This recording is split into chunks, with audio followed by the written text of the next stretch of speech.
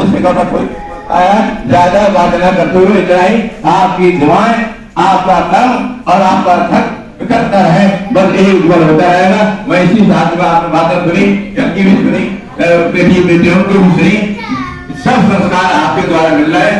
आपके लिए नमन, आपके लिए धन्यवाद, आपके लिए नतमस्तक से मैं प्रणाम करता हूँ और पूरी सभा के लिए भी नतमस्तक को प्रणाम करता हूँ। जय हिंद, जय भारत। जागरूक रहेंगे तभी जागरूकता फैल पाएगी। और दूसरी चीज हम बताना चाहेंगे कि बेटे और बेटियों में फर्क मत करिए, क्योंकि दो बच्चे हैं हमारे, दोनों हमारी दाई और बाई आंख है, ऐसा समझ के उनको पालन पोषण करिए। और मैं इसी विषय पे बात करना चाहूंगी, लिंग समानता पे, क्योंकि हमने अक्सर देखा है कि अगर हमारे घर में किसी बच्चे का जन्म होता है यानी लड़के का जन्म होता है तो हम लोग बहुत खुशियां मनाते हैं और मोतीचूर के लड्डू भी बनवाते हैं, रसगुल्ले भी बंटवाते हैं और काफी धूमधाम से फंक्शन भी करते हैं। लेकिन वहीं कहीं जन्म कन्या का हो जाता है तो पता है सबसे पहला दोष उस व्यक्ति पे लगा दिया जाता है जिसका दोष होता ही नहीं है। ठीक है ना? क्योंकि आप भी किसी की पत्नी है, किसी की बहन है, किसी की बेटी है और किसी की बहू है, लेकिन सबसे पहला दोष आप लोगों पे ही मर दिया जाता है कि बेटी को जन्म दिया। और कहने वाली कोई और नहीं होती है, वो भी एक महिला होती है, आपकी और मेरी तरह। तो हमारी ये जो असमानता है बेटे और बेटियों के बीच में, वो हमें मिटानी है सबसे पहले, ताकि हम बेटियों को भी बेटों की तरह पाल पोस के बड़ा कर सके। क्योंकि अगर आज हम बरेली जनपद की बात करें तो हमारी बरेली जनपद चारों तरफ से लेडीजों से घिरी हुई है। वहां की चाहे वो जिला प्रोबेशनर अधिकारी हो, चाहे वहां कमिश्नर हो, चाहे वहां नगर अपर आयुक्त हो, कुछ भी हो, वो सारी सीटों पे महिलाएं बैठी हैं। तो वो भी तो हमारी कभी छोटी बच्चियां होंगी जो आज इस काबिल बनी हैं।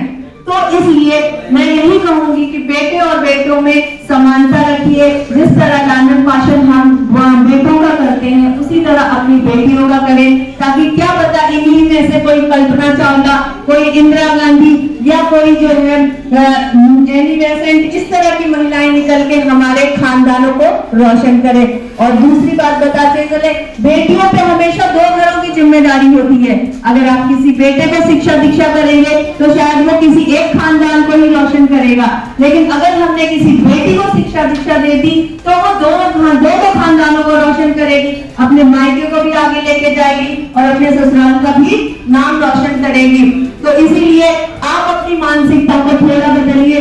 आप लोग प्रतिनिधि बन के आए हैं, अगर आप जो जैसा अभी मैडम ने बताया कि आपका वर्चस्व अधिक है, आप अपने आसपास के लोगों को ज्यादा जानते हैं, अगर आप बताएंगे तो वो आपकी बातों पे ज्यादा विश्वास करेंगे और उसको इम्प्लीमेंट करेंगे यानी मानेंगे। इसीलिए मैं लास्ट में अपनी वाणी को विराम देते हुए यही कहना चाहूंगी कि आप भी बेटियों को बेटों की तरह पढ़ाएं। ये नहीं उन्हें किसी सरकारी स्कूल में डाल दिया, बेटा हो गया तो उसको किसी कॉन्वेंट में डाला, बेटियों को भी डालिए। क्योंकि अब देखिए अभी जैसे 6 चरणों में बताई गई हमारी मुख्यमंत्री योजना सुमंगला कन्या योजना, इसके तहत जब हमें गवर्नमेंट में सपोर्ट कर रही है तो क्या हम अपने बच्चियों को आगे नहीं पढ़ा सकते हैं? तो इसके लिए सबसे पहले हमें जागरूक होना पड़ेगा, हमें समझना पड़ेगा कि जो चीज हमारे साथ हुई वो हमारी बच्चियों के साथ ना हो। समझ में आ गई मेरी बात? तो इसी के साथ मैं अपनी बारी को विराम देती हूँ। आप लोगों ने इतनी धैर्यता के साथ हमें सुना, हमें समय दिया, उसके लिए आप लोगों का बहुत बहुत दिल से आभार, धन्यवाद।